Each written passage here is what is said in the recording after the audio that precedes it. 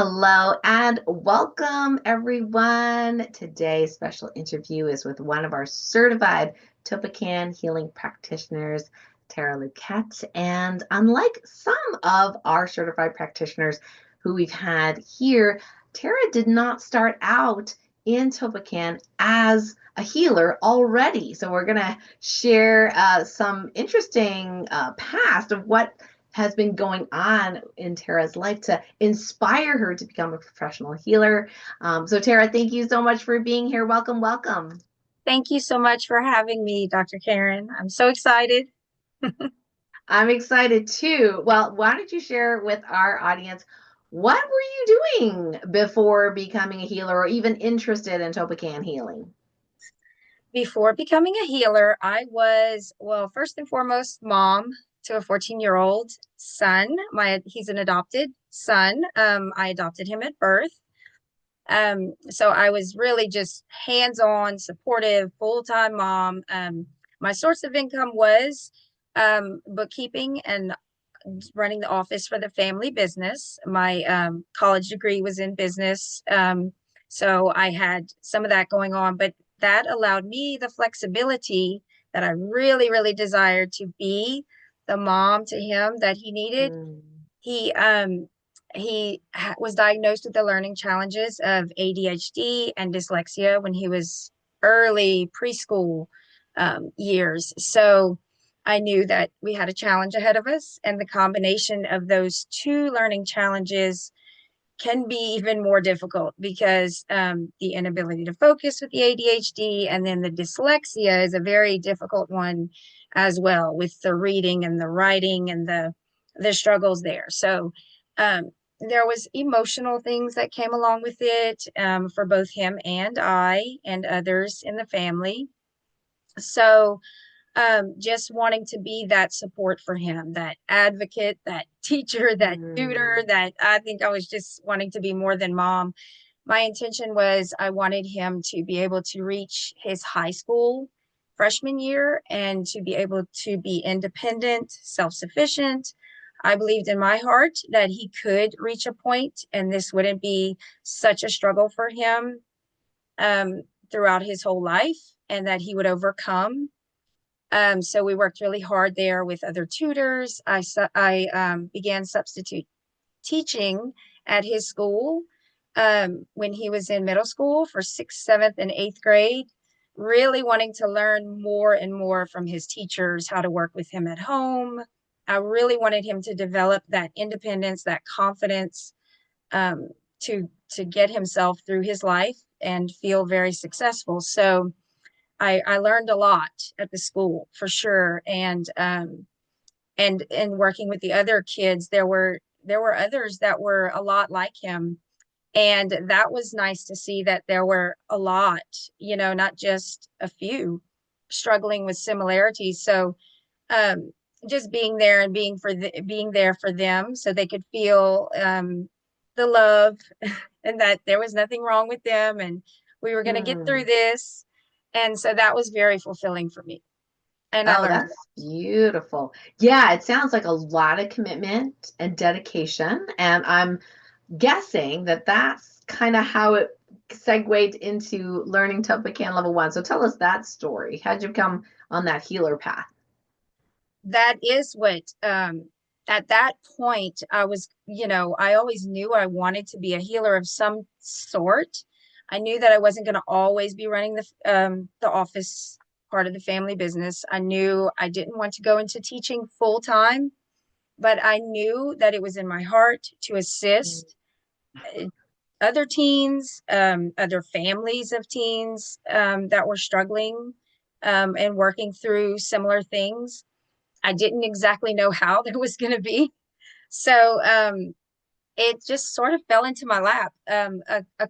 My mother was actually working with a healer who encouraged her to do a Tolpakan session with Holly Stewart, one of your um, one of your mentors and certified Tolpakan healing practitioners. And they invited me to sit in on one of the sessions. And when I sat in on that session, I was just sitting there going, I don't know exactly what she's doing, but this is what I want to do. So um, I knew this was it. I just knew it was the light bulb went off, and I always had the healing desire in me to be able to help Mm. others, and so that's exactly how it happened for me. Wow, that's neat. And so you enrolled in level one. And what, if you could kind of go back in time, like what positive experiences did you have with the healing modality when you were in level one, the self-healing program that prompted you to then go, I want to be a professional healer and do the certification program? Well, when I got into level one, I wasn't in level one for very long. It was just a couple of months, like I'd say 2 months. I knew immediately I wanted to go to level two. I just wasn't sure if I had to stay in level one for a year or what the exact requirements were.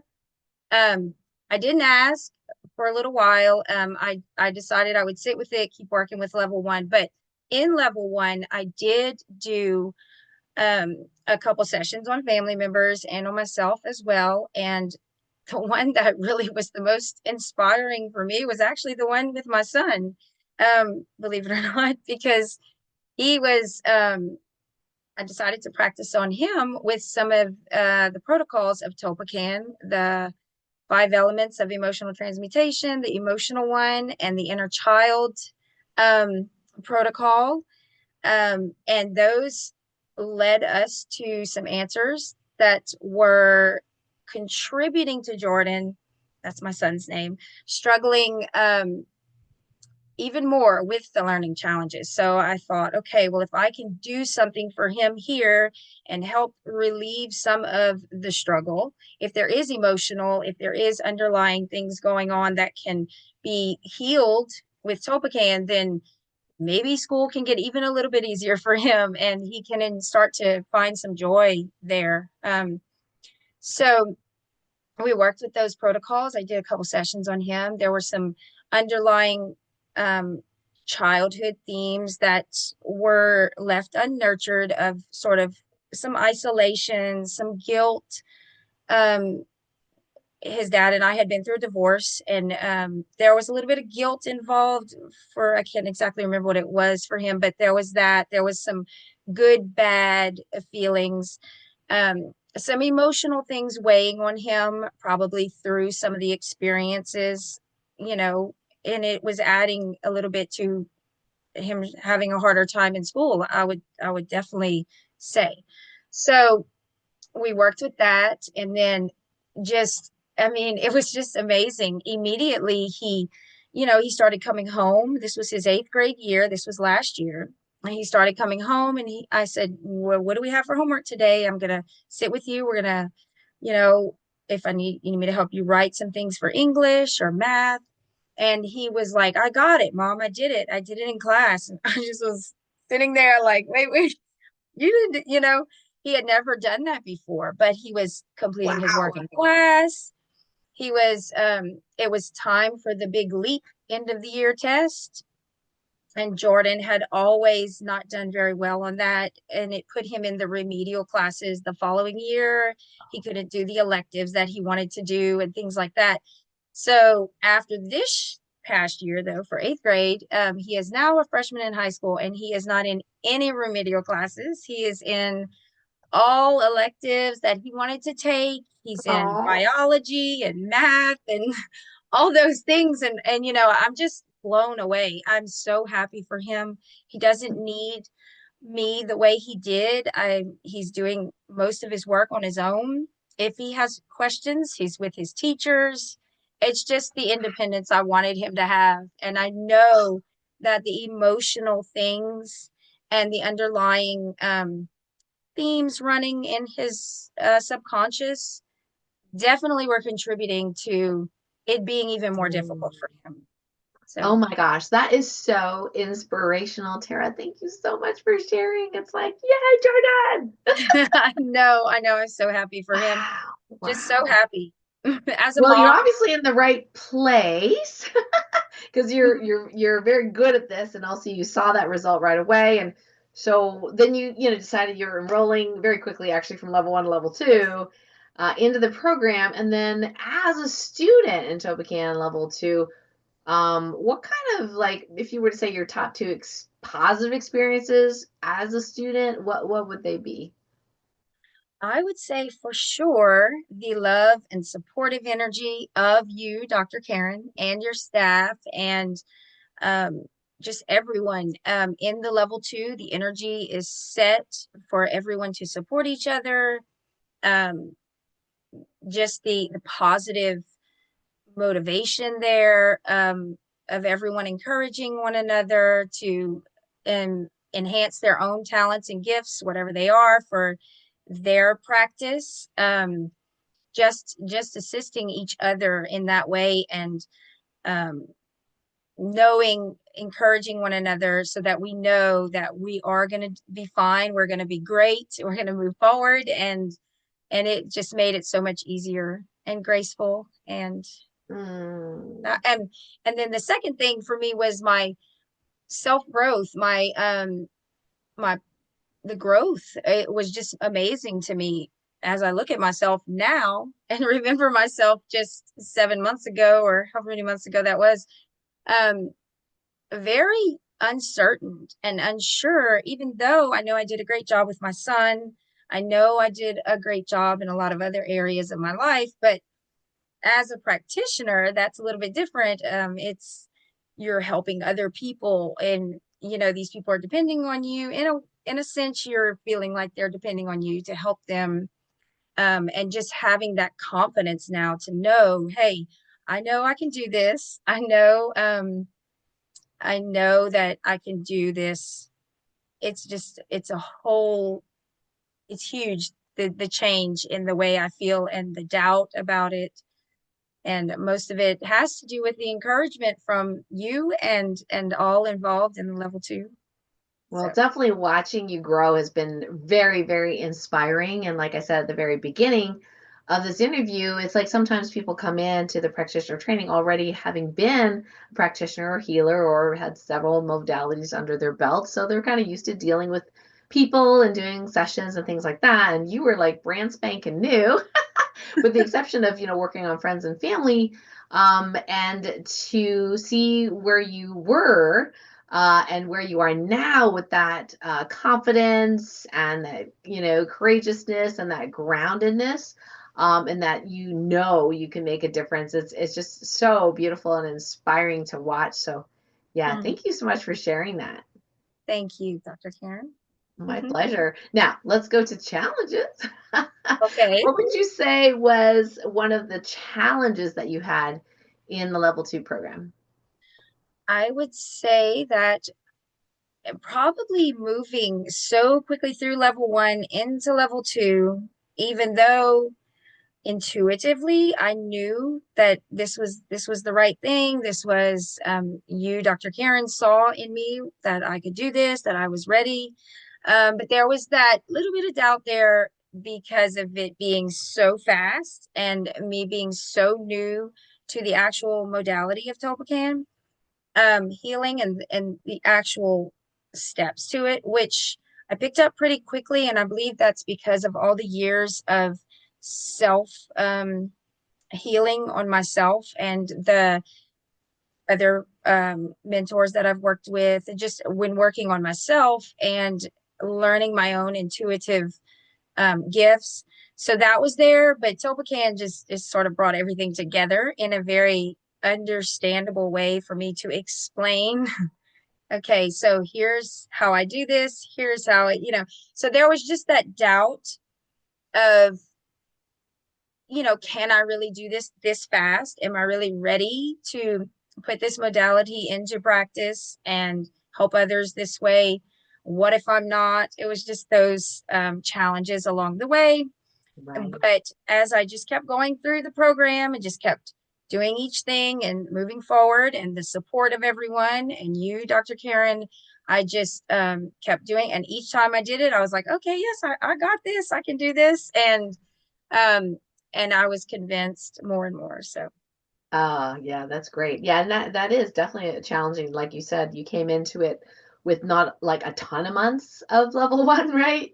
But it could feel like pressure, and we call that abundance challenges, as you know, but some of us, watching the video may not know. And you just really just embraced it, embraced the challenge. And I was like, that is awesome. Yes, Um, I always believe that if whatever you're uncomfortable with and whatever yep. you're afraid of, just go through it, and you'll get beyond it, and Nice. it gets a little easier.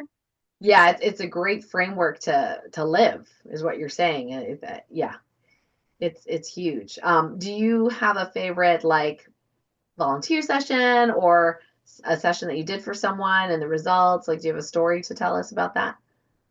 I do. I have a close friend, and she is still actually a client now. Also, still continues doing sessions with me.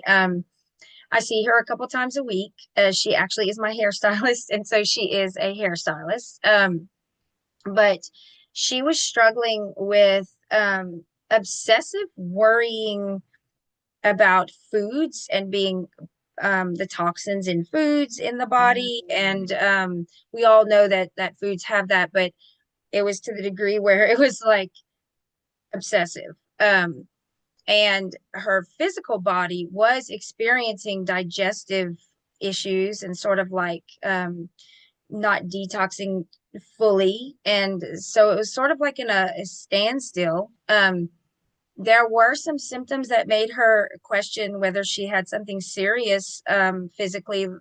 She was going to probably check herself for colon cancer at some point. It got really worrisome for her. Mm. Um, she started being so concerned about her daughters. She has two teenage daughters, and the foods they were eating, and it was like she was controlling or wanting to control everyone in the family, her husband, and everything, and what they were doing. And so I started working with her. I started with the 5 elements of emotional transmutation protocol with her in our first session, as I felt like there was some emotional things probably that might show up that were going on under the surface. So there was some things about abandonment from with her father in this life, some issues with betrayal in relationships, some negative beliefs and subconscious programs that she was going to be poisoned and she was going to die and her family was going to die. There were these underlying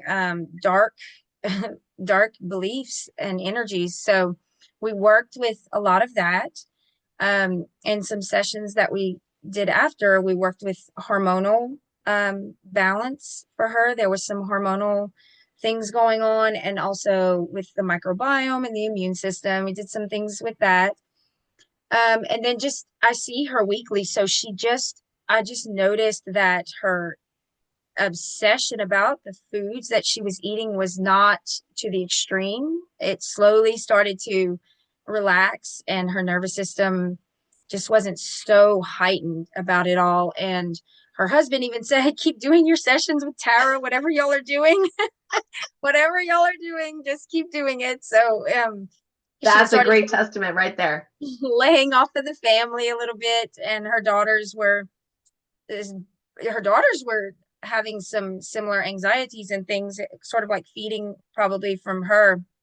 And they were grateful when she sort of backed off a little bit, because then it allowed them the space to kind of relax a little bit too. Mm. Um, so, and then her physical body, and she's eating way more foods now. She's Mm. able to digest. She's put on weight.